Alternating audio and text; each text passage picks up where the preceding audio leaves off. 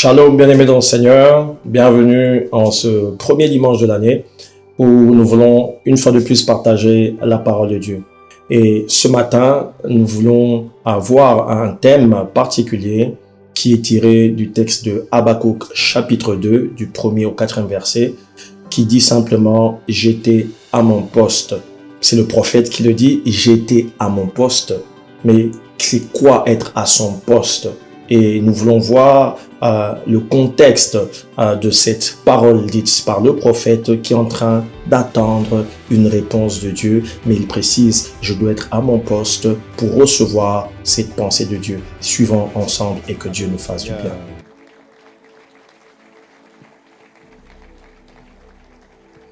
Gloire à Dieu. Que le nom du Seigneur soit béni. Aide-moi à saluer ton voisin de gauche et de droite. Dis-lui bienvenue dans la présence de Dieu. Fais-le avec un sourire. C'est la nouvelle année. Donne-lui les premiers sourires de 2024. Et je prie qu'alors que ton voisin te sourit, que Dieu aussi te sourit. Amen. Que le nom du Seigneur soit glorifié. Nous bénissons le Seigneur pour la grâce qu'il nous donne, qu'il renouvelle dans nos vies afin d'abord d'avoir le souffle de vie, mais aussi le privilège et le bonheur que nous avons de lui appartenir. C'est un privilège, c'est une grâce que d'appartenir à Jésus. Amen. C'est par grâce que nous sommes sauvés au moyen de la foi. C'est une grâce. Et à chaque instant, alors que nous attendons le retour de notre Seigneur dans sa gloire, nous apprécions le fait que nous lui appartenons. Bien-aimés, c'est important d'avoir la certitude et la garantie du salut. Amen. J'aimerais dire à quelqu'un, peu importe ce que tu manques, si tu as le salut, tu es heureux. Amen. Et si la trompette sonne, tu vas aller dans une nouvelle dimension de gloire avec le Seigneur. Et nous le rendons grâce et nous prions qu'il nous garde. Et j'aimerais dire merci à nos parents, merci à papa pour la marque de confiance renouvelée. Merci à maman pour le soutien et la bénédiction qu'ils sont pour nous. À chaque fois que je le dis avec beaucoup d'émotion. C'est pas un acquis, mais c'est une bénédiction. Quelqu'un disait que lorsque Dieu veut bénir un peuple, il leur donne de bons leaders. Des leaders qui aiment et craignent le Seigneur et des leaders qui aiment le peuple de Dieu. Est-ce qu'on peut bénir le Seigneur pour nos parents? C'est une bénédiction et je le crois à chaque fois que nous reconnaissons et que nous bénissons le Seigneur pour la bénédiction qu'ils sont pour nous. Nous croyons que la grâce de Dieu coule aussi sur nos vies. Amen.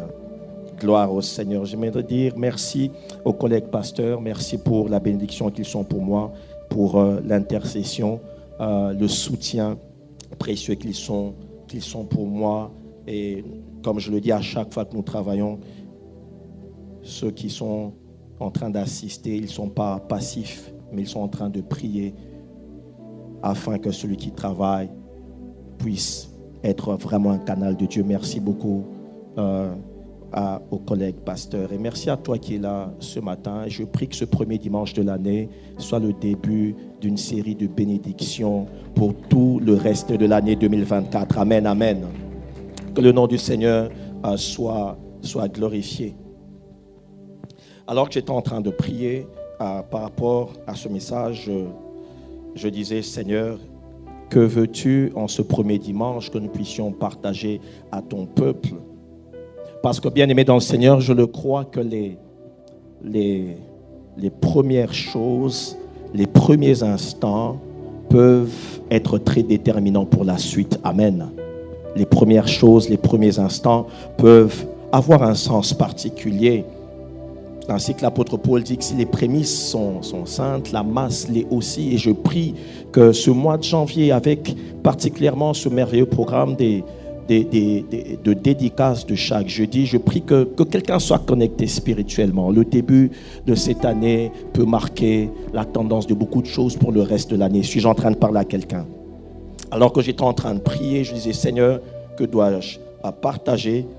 Je disais, Seigneur, que dois-je me dire à moi-même d'abord? Que dois-je me dire à moi-même de ta part par rapport à cette année qui vient de s'ouvrir devant nous? Et c'est là que le Seigneur me disait, la saison est bonne, mais sois à ton poste. Amen. La saison est bonne, mais sois à ton poste. Je vais l'expliquer un peu plus en avant lorsque je vais parler du contexte prophétique. Et donc le thème de ce matin que j'aimerais partager avec nous, c'est simplement j'étais à mon poste. J'étais à mon poste. La position que Dieu attend de toi, de moi et de nous. Il y a deux textes qui vont nous aider à avancer dans notre programme, dans notre message de ce matin. Premièrement, je suis dans Habakkuk, chapitre 1, du 1er au 5e verset. Habakkuk, chapitre 1, du 1er au 5e verset, c'est le début du livre. Il dit ceci: oracle révélé à Habakkuk, le prophète. Jusqu'à quand, ô Éternel, j'ai crié et tu n'écoutes pas. J'ai crié vers toi la violence et tu ne secours pas. Pourquoi me fais-tu voir l'iniquité et contemples-tu l'injustice? Pourquoi l'oppression et la violence sont-elles devant moi? Il y a des querelles et la discorde s'élève. Aussi la loi n'a point de vie, la justice n'a point de force, car le méchant triomphe du juste et l'on rend des jugements iniques. Ça, c'est le prophète qui se plaint, qui parle à Dieu dans le premier chapitre. C'est une forme de plainte. Il se questionne et il pose à Dieu des questions. Et au chapitre 2, le Seigneur lui donne une réponse. Et c'est cette réponse qui va faire l'objet de notre partage ce matin. Chapitre 2, nous sommes dans Habakkuk, chapitre 2, du 1er au 4e verset. Habakkuk 2, 1 à 4. Le prophète dit: j'étais à mon poste et je me tenais sur la tour.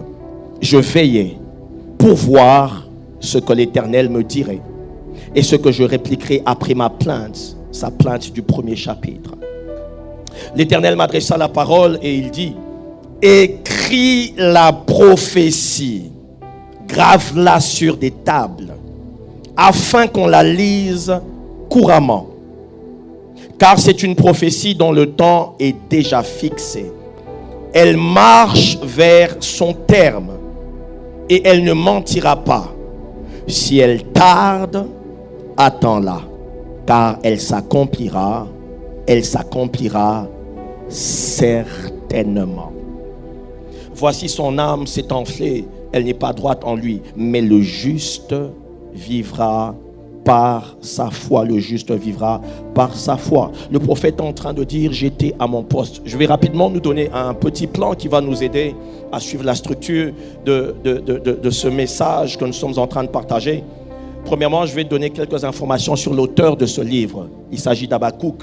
Et deuxièmement, je parlerai du contexte historique pour nous aider à comprendre pourquoi le prophète Habakkuk est en train de parler de ces choses.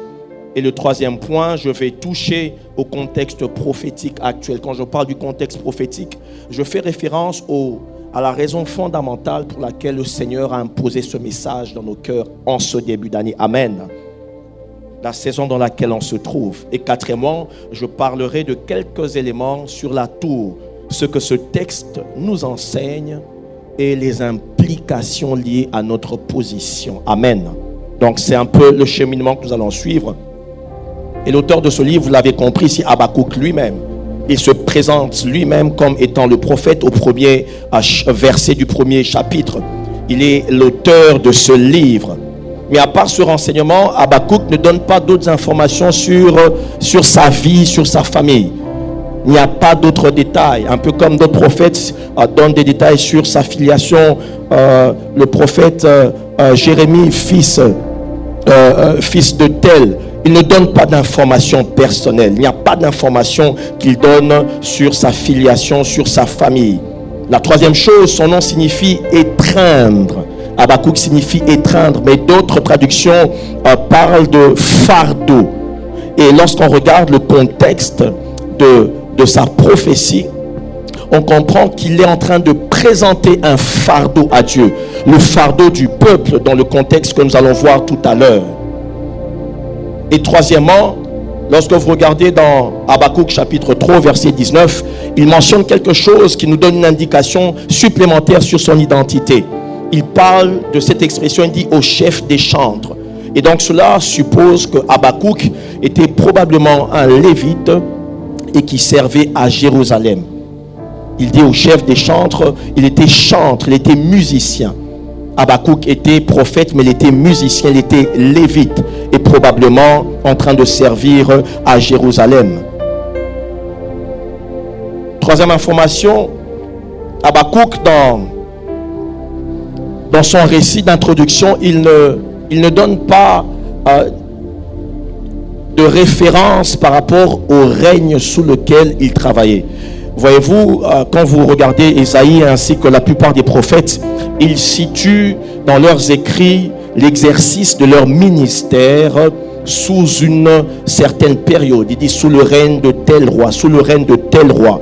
Mais Habakkuk ne le fait pas, mais il y a des informations qui nous permettent d'extrapoler. Il parle de l'attaque des Chaldéens. Il est en train de parler du jugement de Dieu contre Juda qui vit dans la désobéissance et comment Dieu va juger Juda, va punir Juda à travers les Chaldéens, ça veut dire les Babyloniens. Et donc cela nous aide à comprendre que c'est à peu près à cette période où Babylone était déjà un empire mondial en train de dominer. C'est à peu près à cette période qui est en train d'annoncer l'arrivée imminente des Chaldéens sur Juda. Et donc, on suppose qu'il a écrit sous le règne du roi, peu avant, au début du règne du roi Joachim, à peu près entre 605 et 606, 606 et 605 plutôt, avant Jésus-Christ. Mais il y a une autre information qui est importante, c'est que le livre d'Habakkuk, ce n'est pas une adresse qu'il fait directement au peuple dans un ministère public. Lorsqu'on regarde ce texte, c'est plutôt un journal intime qu'il est en train maintenant de publier. C'est une conversation qu'Habakkuk a avec Dieu dans le lieu secret. Habakkuk porte un fardeau dans le lieu secret, il communique avec Dieu et Dieu lui donne des réponses par rapport aux choses qui vont arriver. Il se plaint de la violence, il se plaint de l'iniquité dans un lieu secret, dans un moment d'intimité avec Dieu et Dieu lui donne des réponses par rapport aux choses qu'il doit dire au peuple. C'est le résultat d'une intimité particulière avec Dieu. Et la dernière information, c'est que la déclaration d'Habakkuk dans chapitre 2, verset 4, lorsqu'il dit « Le juste vivra par sa foi », est un élément important de l'Ancien Testament sur la foi. Et l'apôtre Paul bâtit sa théologie de la justification par la foi autour de cette déclaration. Il l'utilise dans Romains chapitre 1 au verset 17 et aussi dans Galates 3 au verset 11. Et même l'auteur de l'épître aux Hébreux, dans Hébreux 10 au verset 37 à 38, s'appuie également sur cette déclaration d'Habakkuk 2, 4, le juste vivra par sa foi, pour bâtir cette théologie de la justification par la foi. Donc c'est un point fort dans l'Ancien Testament par rapport aux éléments théologiques en rapport avec la foi.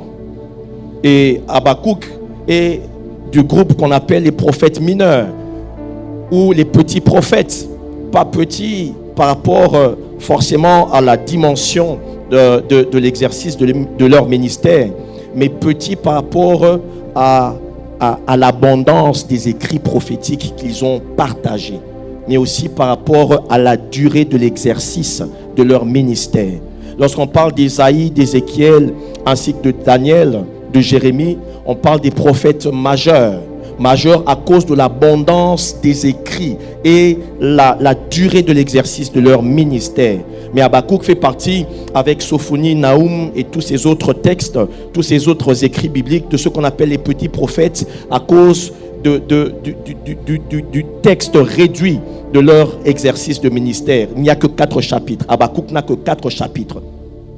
Et lorsqu'on parle du contexte historique, Israël a péché. Et en 722, le royaume du nord, Israël, ira en captivité. Et quelque temps après, Juda aussi, le royaume du sud, ira en captivité. Et le dernier roi d'Israël, c'est le roi Osée, qui va aller en captivité après qu'ils aient péché pendant plus de 200 ans. Et le Seigneur annonçait la rétribution qu'ils allaient avoir. Et en 722, Israël ira en captivité sous le règne des Assyriens. Mais en 597, Juda aussi ira en captivité sous le règne justement des Babyloniens. Et le roi qui ira en captivité, qui sera en fonction à cette époque, c'est Joachim. Et donc Dieu annonce les jugements. Quand Habakkuk est en train d'écrire ce livre, il est en train de parler d'un jugement que Dieu est en train d'annoncer. Premièrement, il commence par se plaindre des réalités qu'il trouve autour de la société. La méchanceté, l'iniquité, l'injustice et comment le méchant prospère dans son œuvre. Et pendant qu'il présente cette plainte à Dieu, Dieu lui répond dans le chapitre 2. Déjà à la fin du premier chapitre, il commence à lui répondre pour dire que les Chaldéens, je vais envoyer les Chaldéens pour juger Juda. Et Habakkuk entre dans un dilemme parce qu'il a eu des informations sur la réputation des Chaldéens. Il sait combien ils sont méchants, combien ils sont cruels. Et finalement, il se plaint encore devant Dieu pour dire: Seigneur, pourquoi tu vas juger ton peuple à travers un peuple si méchant?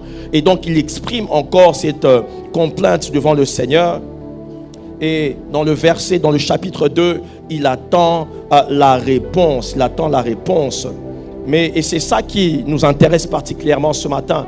Habakkuk attend la réponse, mais il donne une information qui nous aide à comprendre quelles sont les choses dans lesquelles on doit se positionner en ce début d'année. Je me souviens que l'année passée, au début de l'année passée, alors que nous étions en train de partager, nous partagions les premiers messages de l'année, le Seigneur disait que c'est le début d'une saison. 2023 annonçait le début d'une saison. Et là, je suis dans le troisième point, le contexte prophétique. Le Seigneur disait l'année passée que c'est le début d'une saison d'un certain nombre de choses qu'il va faire. Lorsqu'on parle d'une saison, comme actuellement nous sommes en pleine saison de pluie, vous voyez que le ciel est menaçant. Ça veut dire qu'il est probable et il est même possible, et ce matin la pleuvinée, il est possible que la pluie puisse tomber. Dans une saison, il y a des éléments qui caractérisent la saison. Et donc le Seigneur a annoncé depuis l'année passée une saison. Et je le crois de manière prophétique, pendant toute l'année passée, le Seigneur par la bouche de notre Père a parlé de la croissance, l'appel à la croissance spirituelle. Nous avons reçu des informations en quantité et en qualité par la bouche du Seigneur à travers notre Père. Et tous les orateurs qui se sont succédés nous ont parlé de l'appel à la croissance dimanche après dimanche. Mais il y a quelque chose qui a été dit par la bouche de notre Père lors du dimanche du 31 décembre et aussi lors du réveillon. Il a dit que l'année 2024 sera une année de l'effectivité de la croissance. Je suis en train de parler à quelqu'un. Ça veut dire que pendant 2023, c'était comme des équipements qu'on recevait. Et c'était comme les prémices des choses que Dieu annonçait. Mais en cette année qui commence, et qui est comme la continuité de la saison que Dieu avait annoncée, nous allons passer à une autre étape de l'effectivité de la croissance. Je suis en train de parler à quelqu'un. Nous allons passer à une autre étape. Bien-aimés, souvenez-vous que même lorsque Dieu nous annonce des promesses, dans leur accomplissement, dans l'accomplissement des promesses, quelquefois, il y a des étapes, il y a des phases. Amen. Et vous pouvez voir même dans la vie de David, premièrement dans 1 Samuel 16, il est un roi dans la maison de son père. Il reçoit l'onction royale, mais il reçoit cette onction dans la maison de son père. Mais lorsqu'il reçoit cette onction, David n'accède pas encore à la royauté de manière effective. Je suis en train de parler à quelqu'un. Mais après un certain temps, toujours dans le contexte de la promesse de la royauté, Dieu l'établit roi à Hébron. Il reçoit l'onction royale à Hébron pour régner sur 2 tribus. Et il passe donc à une autre étape de l'effectivité des promesses. C'est la même promesse de la royauté, mais David entre dans une autre dimension de l'effectivité des choses que Dieu lui a annoncées.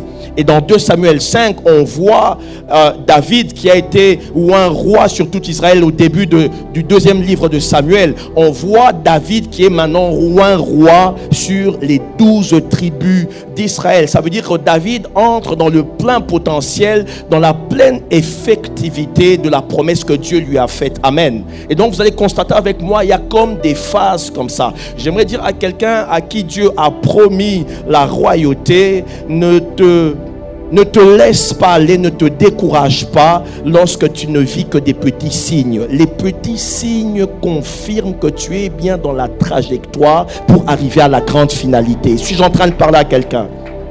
Et même Dieu lui-même, il dit, ne méprisez pas les faibles commencements. Dieu t'a dit, je te donnerai des entreprises. Mais tu dis, Seigneur, comment cela se fera-t-il? Et il y a quelqu'un qui te donne un $200, il te dit, commence avec ces $200, commence une activité. Tu as l'impression que ces $200 ne sont rien. Quand tu prends une photographie entre ce que Dieu t'a montré en songe, ce que Dieu t'a dit en prophétie, et ce que tu reçois dans le présent, tu as l'impression que c'est dérisoire. Mais Dieu me dit de dire à quelqu'un, ne néglige pas les faibles commencements. Dieu te donne une idée sur ce que tu dois faire avec ces $200. Tu dois peut-être acheter des téléphones pour revendre. Bien-aimé, ne néglige pas cette idée si tu es convaincu qu'elle vient de Dieu, parce que les grandes entreprises que tu vas créer vont naître de ces petits $200 pour lesquels tu vas acheter des téléphones et revendre. Je suis en train de parler à quelqu'un. Bien-aimé, c'est important de comprendre que dans la marche avec Dieu, même les promesses les plus glorieuses, quelquefois Dieu les accomplit étape par étape. Amen. Et donc, comme je le disais, nous sommes entrés dans une année où Dieu disait clairement que la saison est bonne et on entre dans une autre phase de la manifestation de ses promesses. Et j'aimerais parler rapidement de quelque chose, d'un certain nombre de choses par rapport à l'importance de la parole prophétique. Nous allons le voir aussi avec Habakkuk, mais il y a des éléments que j'aimerais partager.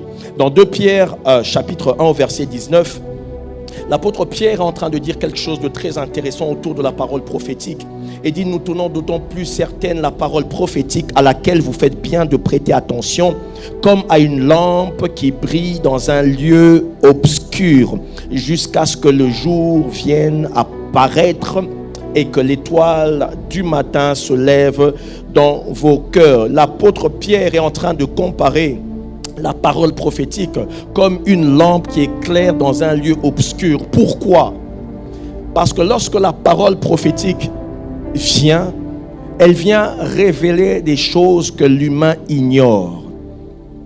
La parole prophétique vient dévoiler des réalités cachées et nous annonce l'avenir.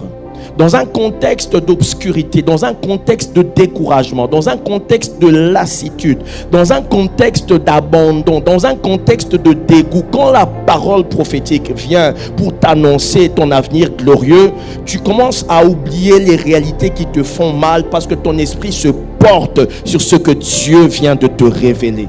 La parole prophétique est comme un point d'ancrage qui te permet d'être stable dans ta foi, car en sachant qu'il y a un avenir glorieux qui m'attend. Amen. Et je prie qu'en ce début d'année, que Dieu premièrement puisse te rappeler, me rappeler des paroles importantes dites à ton sujet, à mon sujet, pour nous encourager afin de nous fixer sur ses promesses. Mais deuxièmement, je prie que non seulement Dieu te rappelle, deuxièmement, que Dieu puisse donner des nouvelles paroles prophétiques, des paroles qui vont t'annoncer la direction, qui vont t'annoncer les choses glorieuses qui sont devant toi, afin que tu sois encouragé dans ta foi.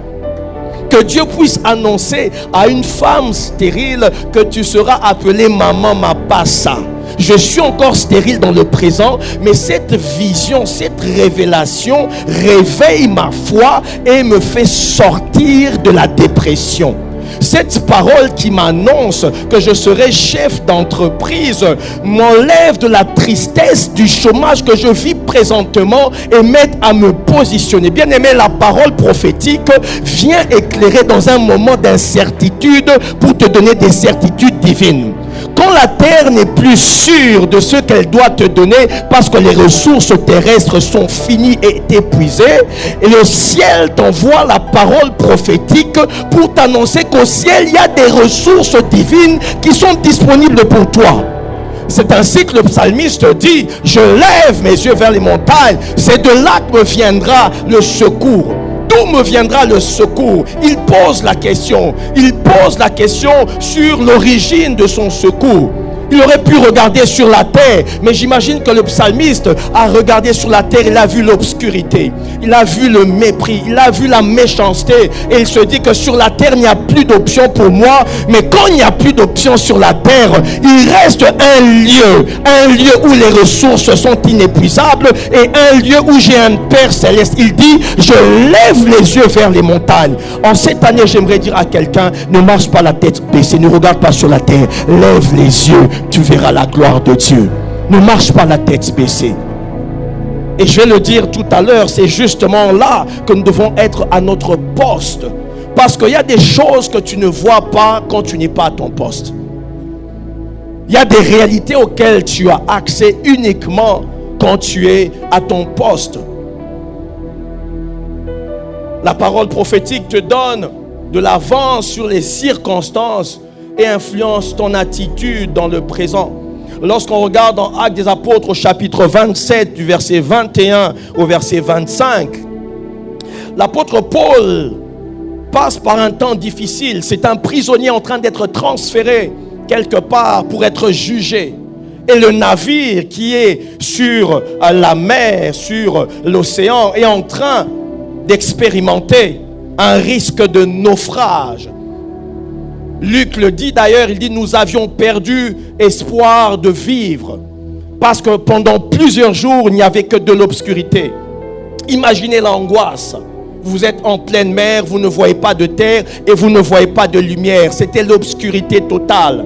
Mais la parole prophétique qui sera donnée à l'apôtre Paul va être une lumière qui va non seulement l'éclairer lui, mais qui va l'amener à éclairer le reste du navire. Il va dire ceci: un ange du Dieu à qui j'appartiens et que je sers m'est apparu cette nuit et m'a dit, Paul, ne crains point, il faut que tu comparaisses devant César, et voici Dieu t'a donné tous ceux qui naviguent avec toi. C'est pourquoi, ô homme, rassurez-vous, car j'ai cette confiance en Dieu, qu'il en sera comme il me l'a dit.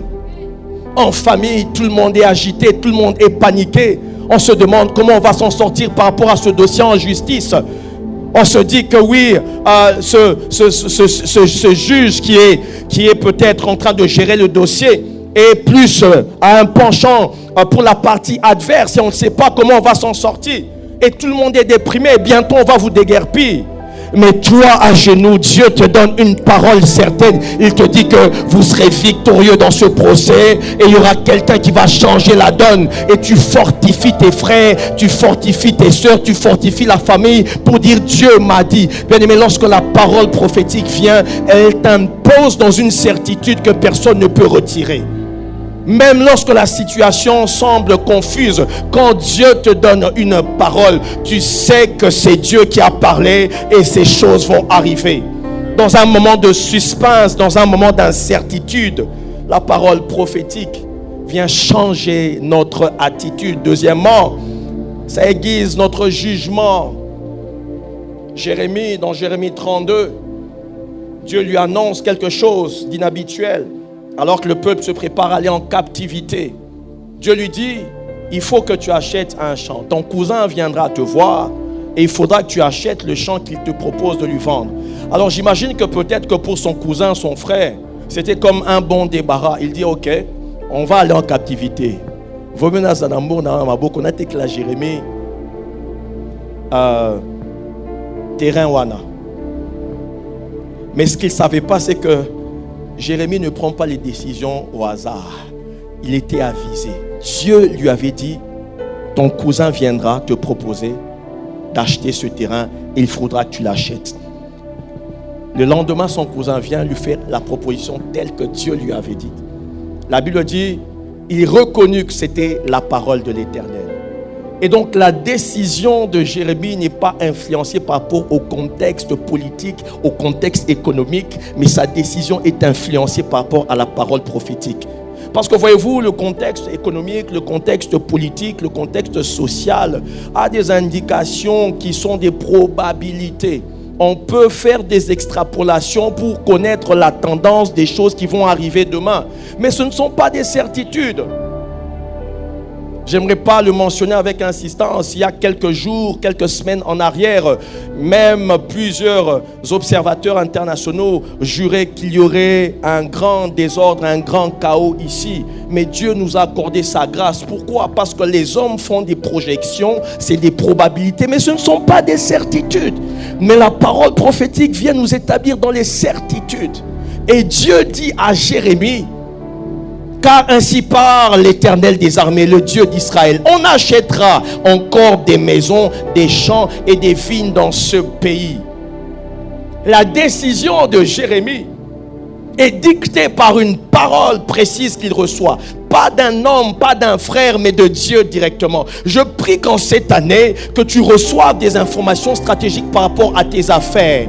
Que Dieu puisse orienter tes décisions. Même si les indicateurs semblent rouges, Dieu te dit: investis dans ce domaine. Bien-aimé, fais confiance à Dieu. Investis, car tu vas récolter au centuple. Parce que la parole de Dieu, lorsqu'elle sort, même lorsqu'il y a l'incertitude du contexte, la parole de Dieu commence à aménager le contexte pour toi, pour que ce que Dieu t'a promis s'accomplisse conformément à ce que Dieu t'a dit. C'est ainsi que la parole de Dieu n'est pas impressionnée par le contexte, mais c'est le contexte qui subit la puissance et l'autorité de la parole de Dieu. Bien-aimé, je crois fermement à l'autorité et à la puissance de la parole de Dieu, parce que l'univers entier a été créé par la parole. La terre ferme sur laquelle nous tenons a été créée par la parole. Le ciel qui est sur notre tête suspendu et qui ne tombe pas est maintenu par l'autorité de la parole. C'est la raison pour laquelle j'aimerais dire qu'en cette année, la parole prophétique va te maintenir dans les voies de Dieu. Quand les gens vont essayer de te secouer, ce qu'ils ne savent pas, toi tu es fondé sur une fondation inébranlable. La Bible déclare: cieux et terre passeront, mais mes paroles ne passeront pas. Les agitations qu'il y a autour de toi, les complots qu'il y a autour de toi passeront, mais les paroles que Dieu t'a données ne passeront pas. Reste ferme sur ces paroles. Suis-je en train de parler à quelqu'un?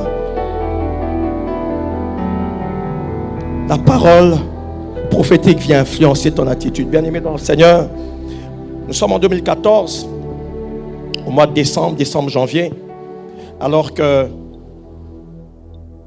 mon épouse, elle attend famille des jumeaux que le Seigneur nous a donnés par sa grâce. Elle fait un songe. Et dans ce songe, elle voit qu'elle portait un bébé qui était, j'ai déjà parlé de ça ici, je pense. Elle portait un bébé qui était en parfaite santé, qui était vraiment, qui avait de l'embonpoint, qui était en parfaite santé. Alors lorsque elle se réveille, elle dit: mais Seigneur, dans mes entrailles il y a 2 enfants, pourquoi tu me montres uniquement un seul enfant en bonne santé? Je prie que cette année, en cette saison, Dieu nous donne plus de discernement. Bien, à l'époque, qu'est-ce qui s'est passé? On s'est dit, il y a peut-être une menace d'avortement, il y a peut-être, on est allé dans plusieurs spéculations. On a prié comme on pouvait le faire à ce moment-là. Mais qu'est-ce qui se passe? En 2015, quand le temps de l'accouchement arrive au mois de mai, lorsqu'elle accouche, il y a un enfant qui est en souffrance. Son cœur entre en souffrance et il est prêt à lâcher. On le prend en charge par des machines, par des appareils. Et lorsque on lui annonce cela, c'était comme un coup de tonnerre sur la tête. Tu t'attends à avoir 2 enfants en bonne santé, on te dit qu'il y a un enfant, ses chances de vie sont très faibles, moins de 30%, parce que son cœur, c'est nous qui le maintenons en activité. Son cœur ne bat pas tout seul. Le premier jour passe, le deuxième jour, et c'est là que le Saint-Esprit va lui rappeler le songe qu'elle avait fait au mois de décembre. Et le Seigneur lui rappelle que je t'avais montré un enfant en bonne santé parce que je savais qu'il y aurait un combat. Mais la finalité que moi j'ai prévue, c'est que cet enfant est en bonne santé. Bien-aimé, c'était un point d'ancrage pour prier différemment pour appeler à l'existence la volonté parfaite de Dieu. Bien-aimé, ne néglige pas les songes et les visions que Dieu te donne. Ce sont des points d'ancrage pour prier. Parce qu'au fait, une parole prophétique que tu reçois, une vision, un songe que tu reçois, c'est la parole de Dieu, c'est un rhéma de Dieu pour toi. Et la Bible déclare que Dieu est derrière sa parole. Et quand tu pries en renvoyant à Dieu sa parole, Dieu ne peut pas rester indifférent. Bien-aimés, pour avoir de l'impact, de l'effet, des résultats dans nos prières, nous ne devons pas prier qu'avec nos mots ou bien notre intelligence. Nous devons prier avec les promesses de Dieu. Nous devons prier avec la parole de Dieu. Et quand Dieu te révèle l'image finale de là où il veut t'amener, c'est un point d'ancrage spirituel pour prier avec efficacité. Suis-je en train de parler à quelqu'un? Je prie qu'en cette saison, que Dieu commence à réveiller dans l'esprit de quelqu'un des visions importantes qui vont réveiller sa foi. Voyez-vous, lorsque une vision est sur le point de s'accomplir, il arrive très souvent que le Saint-Esprit commence à le ramener régulièrement dans notre esprit. Bien-aimé,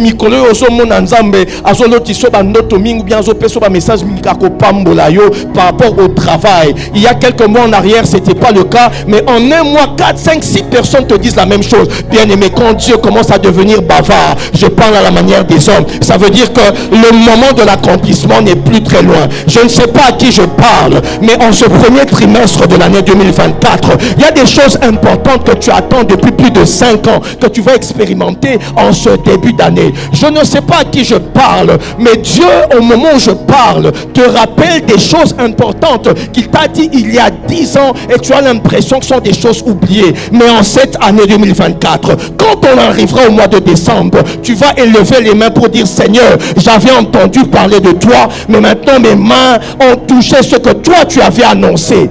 Quand Dieu commence à se répéter, ça veut dire que l'accomplissement n'est plus très loin. Et en cette année, c'est exactement ce que le Saint-Esprit me disait, que nous sommes dans une période d'accomplissement d'une autre étape.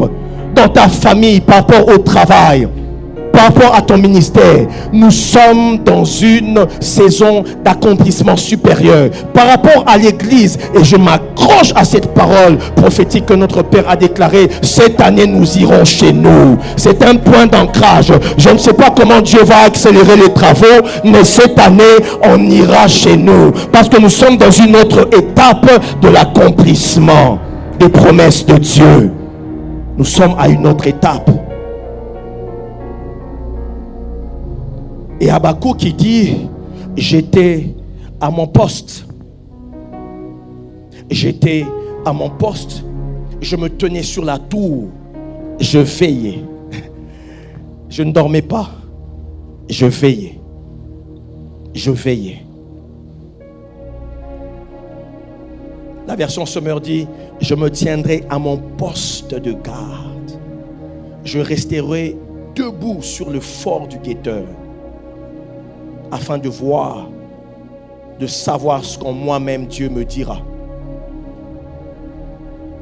La version Martin dit: je me tenais en sentinelle, en sentinelle. Vous connaissez l'histoire de cette sentinelle qui raconte le rêve à son chef.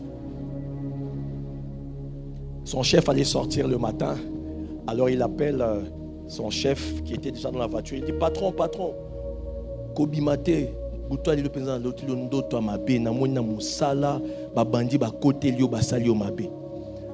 alors le patron qui regarde, il dit: ok, sentinelle à l'Otindoto. Je n'ai jamais vu quelqu'un en train de rêver éveillé. Ça veut dire que la sentinelle dormait. Or, le travail de la sentinelle, c'est de veiller. Donc, c'était une bénédiction pour le patron, mais en même temps aussi, la sentinelle a eu un blâme. Ne sois pas la sentinelle qui rêve. Tu auras des visions avec les yeux ouverts. Reste à ton poste. 3 choses sur la tour. 3 choses sur la tour. Lorsque le prophète est en train de parler de la tour, il est en train d'utiliser une image par rapport aux anciennes cités. À cette époque-là, les villes fortifiées avaient des clôtures, mais elles avaient aussi des tours. Et les tours servaient aux sentinelles de points de repère, un peu comme une tour de contrôle. La première chose, c'est que la tour était le lieu le plus élevé de la ville, qui permettait de voir ce qui se passe dans la ville. La tour. Et donc, lorsque je suis en train de parler de la tour, je suis en train de parler de la présence de Dieu. En cette année, positionne-toi dans la présence de Dieu plus que jamais. Parce que c'est au niveau de la tour que tu auras de l'avance sur les circonstances. Voyez-vous, lorsque le guetteur se mettait au sommet de la tour, il avait la possibilité de voir les choses qui se passaient au loin, en direction de la ville.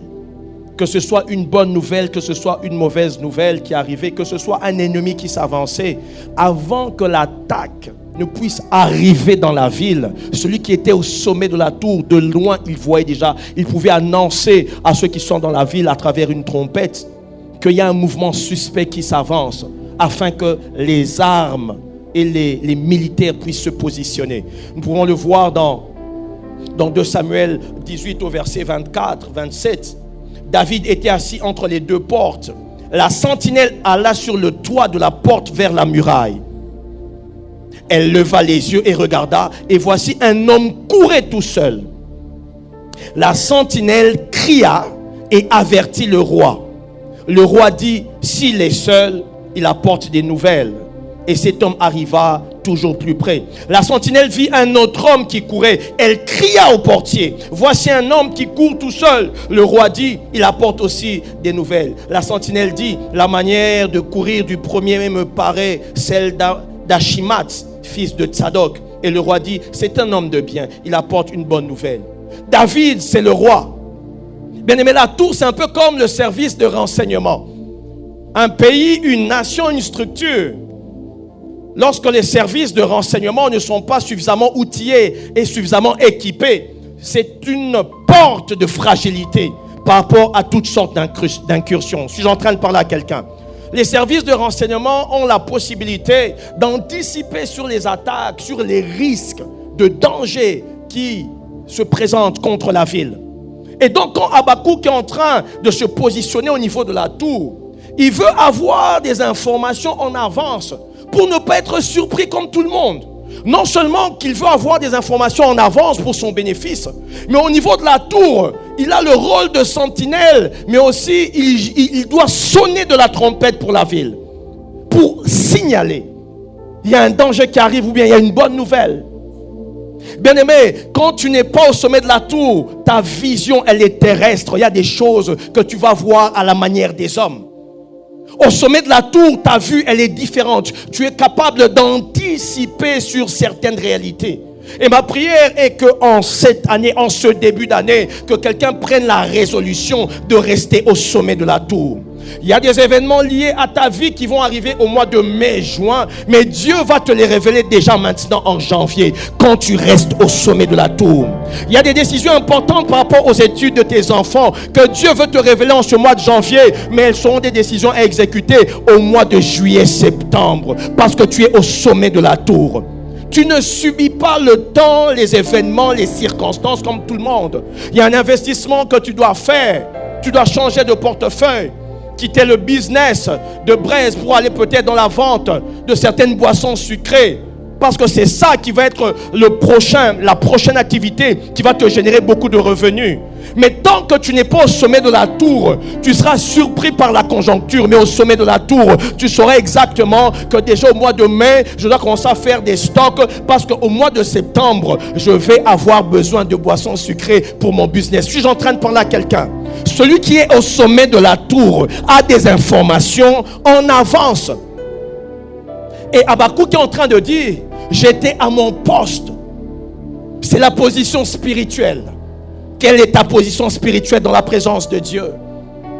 Quelle est ta position en ce début d'année? Bien-aimés dans le Seigneur, nous devons nous positionner. Il y a une qualité d'information qu'on ne reçoit pas en faisant les mêmes choses qu'on fait habituellement. J'aimerais dire à quelqu'un, il y a un prix à payer pour que ta vision s'aiguise, pour que ton discernement s'aiguise, pour que ta sensibilité s'aiguise, pour que ton niveau d'anticipation s'aiguise. Suis-je en train de parler à quelqu'un? C'est au sommet de la tour que tu as la possibilité de voir même les réalités à l'intérieur de la ville. L'intérieur de la ville, c'est l'image de toi-même. Il y a des choses que Dieu te reproche. Et David dit, sonde-moi. Ça veut dire qu'au-delà de voir des choses qui sont lointaines, bien aimés, parce qu'il y a certains échecs qui sont planifiés contre nous par l'ennemi, dont le point de départ, c'est une faiblesse qu'on entretient. Et donc, dans la tour, dans la présence de Dieu, Dieu te révèle même les tares qui sont des obstacles à la prochaine étape de ta croissance. Quand tu es dans la présence de Dieu, Dieu te positionne et te révèle qui tu es réellement. Pas qui tu crois être, mais qui tu es réellement. Pas qui les autres pensent que tu es, mais qui tu es réellement. Qui tu es réellement. Ton état actuel. Bien aimé, lorsque Adam dans Genèse 2, dans Genèse 3, a péché, Adam a perdu une position spirituelle. J'aimerais dire à quelqu'un, la désobéissance, le péché t'éloigne d'une certaine position spirituelle. Le péché t'empêche de monter à la tour.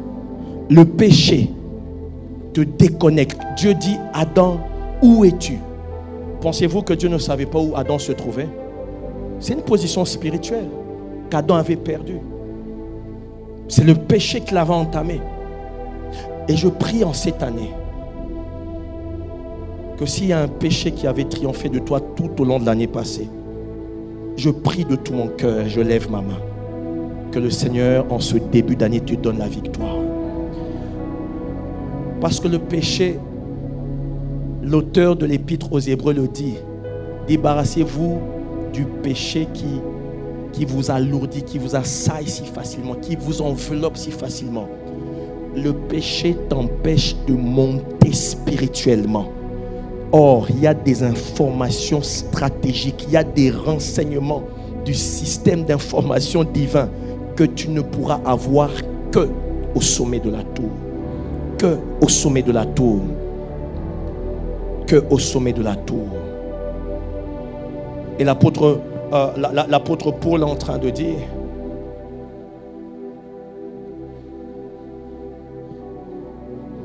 nous avons entendu, nous avons cru, c'est pourquoi nous avons parlé. Bien-aimés, en ce début d'année, la question la plus importante que nous devons nous poser, c'est celle de savoir réellement quelle est notre position spirituelle.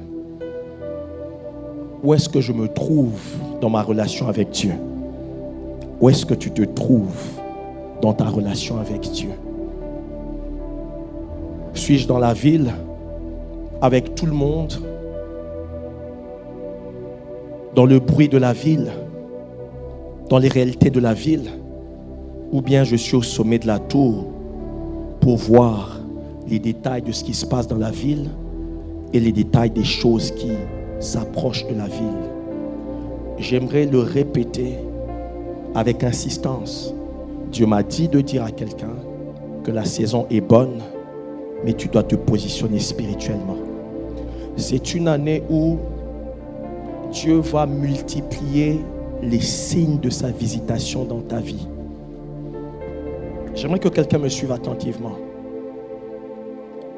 Dieu va multiplier les signes de sa visitation dans ta vie.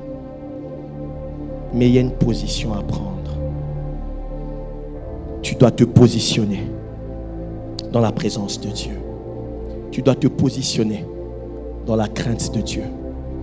Tu dois te positionner dans ta consécration. Tu dois te positionner parce que ta vision spirituelle, ta lecture des événements et des circonstances dépend de la position que tu occupes. Quelqu'un qui est en train de marcher sur terre n'aura pas la même vision ni la même compréhension des réalités que celui qui se trouve à une certaine altitude. Suis-je en train de parler à quelqu'un? Par rapport à tes études, par rapport à ton travail, je ne sais pas à qui je parle, mais le Seigneur est en train de me dire change de stratégie. On ne met pas le vin nouveau dans les vieilles outres. Je répète, Jésus dit on ne met pas le vin nouveau dans les vieilles outres. Il y a une vieille mentalité que tu as traînée depuis des années jusqu'à l'année passée qui ne te qualifie pas pour les nouvelles choses que Dieu veut faire. Suis-je en train de parler à quelqu'un? C'est la raison pour laquelle, à la fin de l'année 2024, certains vont témoigner et se réjouir, mais d'autres auront l'impression que Dieu ou bien les hommes de Dieu ont menti. Pourquoi? Tout est une question de position. Où te positionnes-tu? Voyez-vous, en début d'année comme ça, très souvent, on prend des résolutions, on est déterminé, mais plus le temps avance, plus les réalités du quotidien nous environnent, il y a une forme de concentration et de détermination qu'on perd. Ma prière et le vœu de mon cœur est que tu restes au sommet de la tour tout au long de cette année, positionné dans la présence de Dieu. Je vais nous inviter à nous lever, nous allons prier. Rebonjour bien-aimés dans le Seigneur, nous venons donc de suivre le message « J'étais à mon poste » tiré de Habakkuk chapitre 2 du 1er au 4e verset. Et nous voyons dans le livre d'Habakkuk, le premier chapitre, il se plaint de la réalité qu'il rencontre dans la société. Et au chapitre 2, il se positionne pour recevoir une réponse de Dieu. Et en ce début d'année, lorsque nous disons que nous sommes à notre poste, nous devons être à notre poste. J'étais à mon poste, comme le prophète le dit, et comme quelqu'un va certainement le dire après ce message. Ça veut dire que Dieu nous attend dans une certaine position pour être en mesure de recevoir certaines informations. Premièrement, lorsqu'on est à notre poste, au niveau de la tour, c'est l'image de la présence de Dieu qui nous permet premièrement d'avoir des informations au loin. Celui qui se tient au sommet de la tour est capable d'anticiper sur des choses très lointaines. Deuxièmement, celui qui a son poste, qui joue le rôle de sentinelle, a la responsabilité d'informer la ville sur les choses qui se passent. C'est ainsi que Dieu nous utilisera dans cette génération pour être sel de la terre et lumière du monde, afin d'avertir notre génération par rapport aux voies de Dieu, par rapport aux instructions de Dieu. Troisièmement, quand celui qui dit je suis à mon poste, j'étais à mon poste, est en train de parler, il fait allusion au fait qu'il se tient dans une position de renseignement. C'est un endroit où nous recevons des instructions particulières de la part de Dieu que nous ne pouvons pas recevoir en temps normal dans la foule. Celui qui est au bas de la ville, celui qui est dans la ville ne reçoit pas les mêmes informations, il n'a pas la même vision que celui qui se trouve au sommet de la tour. Et nous voulons en ce début d'année se positionner dans la présence de Dieu au sommet de la tour pour être capable d'anticiper sur les événements, les circonstances, afin que nous soyons parfaitement alignés selon la pensée de Dieu et que nous puissions prospérer. Que Dieu vous bénisse et restez au sommet de la tour de la présence de Dieu.